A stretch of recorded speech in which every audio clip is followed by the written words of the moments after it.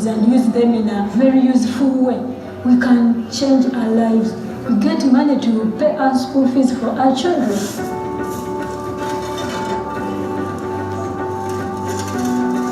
This island has more issues than other islands. With the communities, they are prioritizing their issues on water and home gardening for food security. We have created an active gardening community. We see now people selling and they're eating and they're still working on it.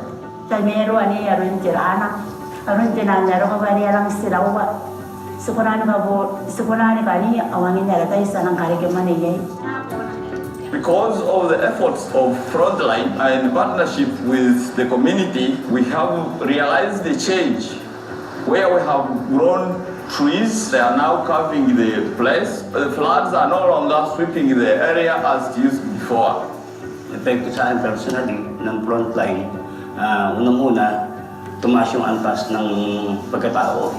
Yung kakayahan ko nadagdagan, na yung naging sa sarili ko na kaya ko rin, na hindi lang yung mataas yung karapatan na sumagot sa mga katanungan. Wherever there is a project, let the local community be involved, let the local community put in some input, then we shall see the change, because sustainability will rely on the local people. If you have the local communities, the local governments, you have the private sector, you have civil society, you have government around the table, then I'm sure that whatever decisions you make and whatever programs you design, they will be for the good of everybody. And that's what development should be, and that's what we're advocating for. There is active engagement with our local government in the barangay. Whenever there is flooding or risk of flooding in the community, Buklo Tao is being summoned by the barangay council to be there, to sit with the local officials. Nang dahil sa Frontline, kami yung susunod na magtataguyod or magsusustain ng ginagawa, ng mga activity na ginagawa ng Buklod ng Kabataan para hindi ito mawala or malipasan ng panahon. Even though now that the project has ended, because we have already the momentum in the advocacy implementation, other organizations now are really open into supporting the continuation of the program. You cannot do anything in isolation. So when you bring people together, you engage them in a discussion. They are able to identify the problems, they even have the solutions. But the only problem is that they don't know how to start it. Now for us through the Frontline project, we're able to give them the skills on how to start. My question would be, how then would it be if we implement it in all the villages, in all the districts? Let the international communities, the decision makers come on board and help us. So that now we can disseminate this information, we can share our experiences, we can share our expertise, and at the end of it all, the world will be a better place for us to live in.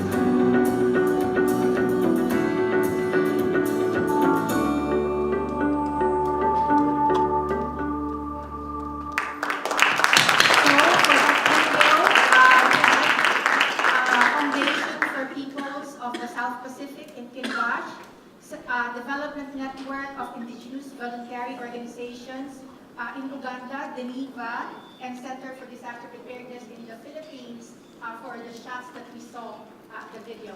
They do not just reflect these countries, but they reflect all the work that we have done in the Frontline. So I leave you now to thank the panel. I just want to say one sentence.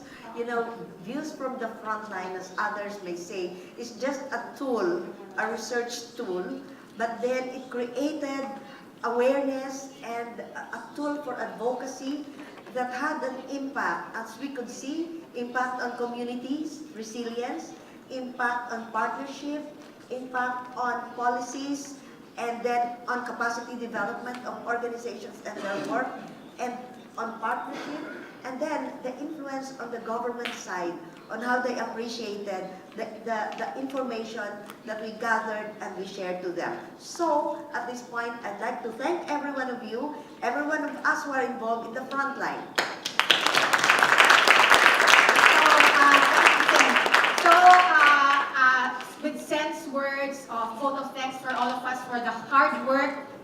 been doing through the years, and that visibility for local voices, expanding local choices and options, giving faces to the faceless. So we want all these impacts to continue on with Views from the Frontline 2019 and maybe Views from the Frontline 2022, and so forth. So I leave you now to think about also as we break now for the next sessions and for our tea break, how can we contribute to this? What can I do? What can my organization do? What can we all do together to be stronger together through the Frontline, Views from the Frontline program? So you can either think about it, but you can also write it down and send it to us. Thank you, Lorna. Thank you very much. You know, I'm watching, I haven't seen that video before, and I'm aware that some of you around the room were involved in the initiation, you know, of Views from the Frontline, what, 9 years ago? And it's incredible to me I find it quite inspiring, quite emotional actually, when I look at the impact and hear some of the words that people are talking about in terms of the impact that that program is having. It's wonderful to see, and I also hear a lot of passion and frustration and desire that we want more of this. It needs to be in more countries, in more communities. The voices need to be louder, the views need to be stronger. And I'm sitting here reflecting on all the work that has taken place, the thousands and thousands of views and voices that have been shared, that you have gathered, that you have been involved in, many, many members who have been involved in this in different parts of the world over the last kind of 8-9 years. And it's a really, really growing program. And yet to me, it really is only just beginning. You know, I hear the questions that are coming out, the desire for more funding, for more impact. We need to make this happen to a far, far larger extent. And I would just reflect on some of the words that we use around this conference, around being stronger together, about collaborating, about communicating, about our own resilience, you know, in our own organizations, our desire to keep going. When we don't have the funding, how do we keep going? You know, when we're not on a particular pilot list, how do we keep going? These are the challenges that we face, and I think as a network, we're stronger together when we share our frustrations, we share our ideas, we explore different perspectives, and we keep moving forward. You know, many of you will know Terry Gibson, who was very influential in the creation and development of this idea way back. And I'm sure when Terry and Marcus and those other people involved right at the start, and some of you are here today too, you would never have dreamed, you know, that the impact of Views from the Frontline. We heard beautiful words from Papiloa there. You know, the impact of Frontline, it is having an impact, and really there is so much more to go. So, you know, so much further to go. So I'm just reflecting on some of the conversations, reflecting on conversations we've, you know, had over the last 8-9 years as this program has developed. And it seems to me that this is there's a tremendous potential, but we need to stay stronger together as we develop that. So, thank you. Sorry, I got a bit emotional there because it's important, it's so important. Okay, so before we move to a break, we want to take a photo of us all here together, you know, stronger together. Very, very conscious that there are many, many people who wanted to be here this week who weren't able to join us. Many, many members who wanted to be here but weren't able to join us because we couldn't fund, you know, 500 requests to be here, etc., etc. And it's an opportunity for us to kind of take a photo of us together and then share some of the messages out and about as we move forward. And before we do that, I'm going to invite one of the GNDR trustees, Anoni Chadburn, who's been involved right from the beginning, just to say a few words in terms of where we've come from, what's been important about that, and we will then somehow have the logistical challenge of all getting together on this stage, and we'll have a group photo together. But before we do that, Anoni. Great, well it is amazing and wonderful to be here. This is my third global summit. I only missed one of them because I was having a baby at the time, I think, so I think that was a legitimate excuse. But I am really delighted to be here, and I'm just going to talk about someone who I think we Many of us know, but many of us in the room won't. And I think that's actually testimony to the fact of the growth of the membership and the change in the dynamics. So I'm going to talk to you a little bit about Marcus. And tell you a little bit about the person who was the founding passion. I think you've heard Zen a little bit say about the time in 2006 when we spoke a little bit about this idea, and I was in the room at the time. It was a very small side room in UNISDR offices in Geneva, and they were saying, we've got this list of civil society organisations, an email group, and we don't quite know what to do with it. And Marcus was my boss at the time, and on the plane on the way home, he said to me, I get so frustrated. I get so frustrated with the way that there is a lack of action. We want to see Hyogo, which was what the predecessor was to Sendai, we want to see Hyogo actually have a significant impact. This is not going to get to the people who matter. This is not going to get to the people who count. And he was significantly passionate about people. About people.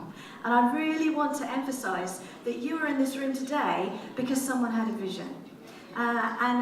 Marcus moved on from GNDR in January, and you know, he'd spent 10 years of his heart and his passion, and I have to say to you, it's been a tough journey.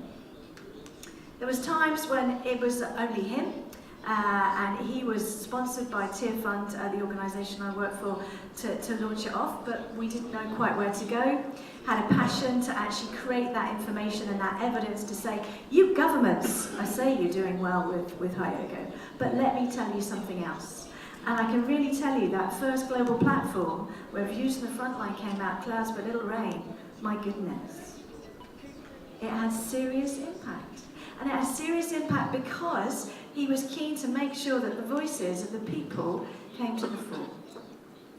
And you know, this time last year, it's not just individual organisations that have a funding crisis. The GNDR had a funding crisis. This time last year, it was even unthinkable to bring it together for a summit.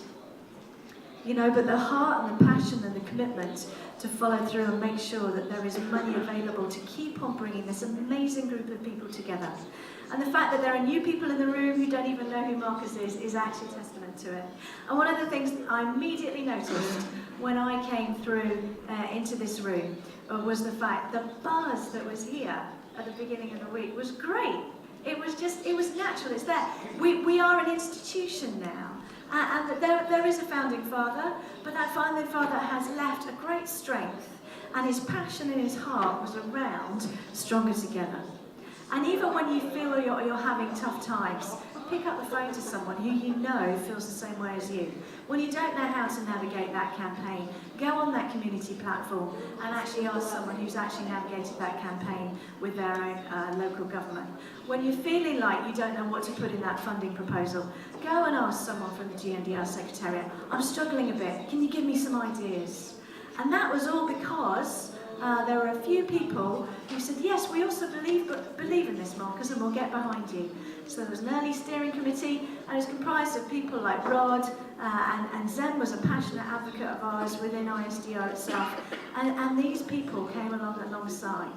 So you're here today because of the vision of one man, but I want to say to you, it is your vision now.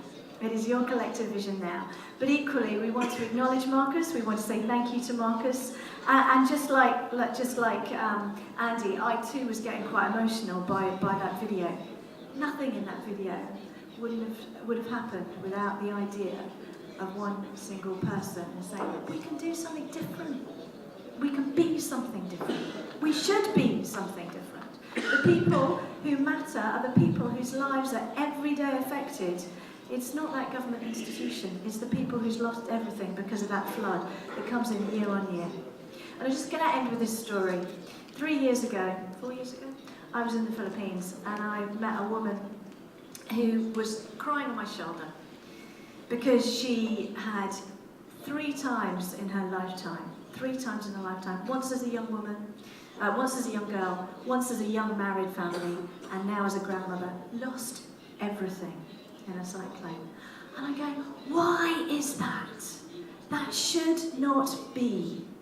That should not be. We are more than capable in the 21st century of bringing all of these things together and saying, governments, you're the duty bearers, you can work with us, we're happy to work alongside with you, we can utilise our own capacities, but make sure you give us the time and the space and the voice to be able to tell you what's going on.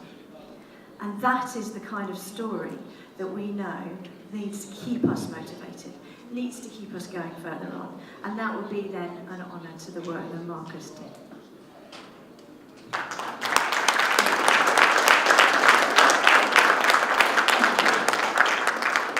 Thank you, Anoni. Wonderful words. Okay, so part of the role of the Secretariat this week has to be listening to members to understand some of the requests that are coming in and how to support you with your work, and also raising funds, raising awareness, raising demand for this kind of activity.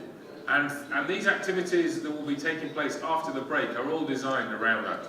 So there's an activity that will be taking place in here, led by Rohit, in terms of how to write a winning proposal, some core skills around that. There's an activity that's taking place in Crystal 1 and 2, straight opposite, in terms of designing national campaigns. There's another one around the value of social media and how to maximise social media for campaigns. And then there is the final session of the partnership brokering training, which has been getting some fantastic reviews. So many of you have signed up for that. So after the break, you have one of 4 options to take part in one of those activities.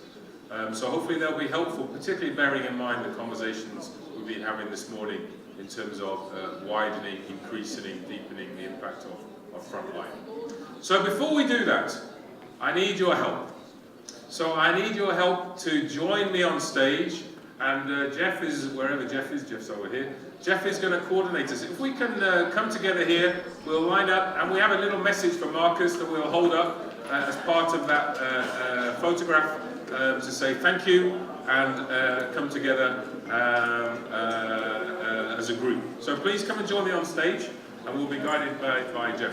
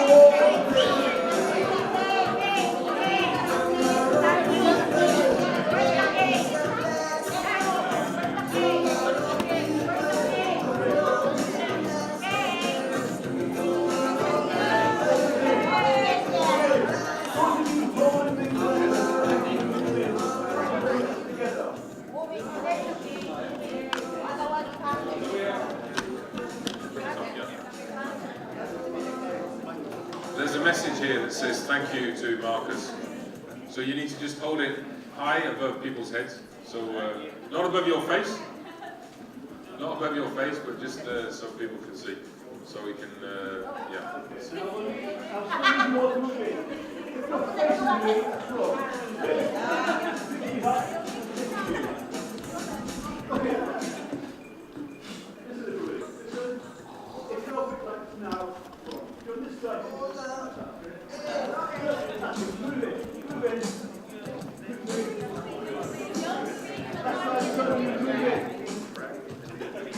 I can't see the edge of the picture here. Come on. Get nice and intimate. There's a lot of space in there, I can see. If you can't see me, I can't see you. The back there. Push the back. Okay. Andy, get some chairs to the back.